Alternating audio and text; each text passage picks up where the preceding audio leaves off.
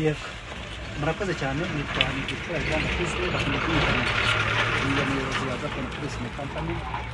Nkuko mubona iyi nyimize ya Gakondo Tourism Company irimo ibikoresho byinshi bitandukanye bya Kinyarwanda, ariko twatangiye tubisobanura mpereye kuri mizi ubwayo. Murabona yuko parafo ni ibirago,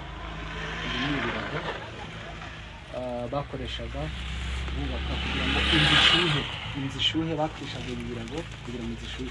Ibi ni ibisika, uru ni urwo bita urusika. Urusika rwo ufite izina rwitwa ikidasesa. Urusika rwitwa ikidasesa, ntabwo upfa kunyuzamo ijisho ngo urebe hirya. Nirwo bakoreshaga bakora ibyumba nangwa se barema ibyumba.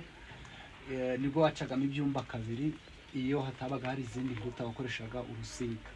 Hakabaho ikambere, hakabaho kunyegamo, ndetse no muri salo nangwa se aho rubanda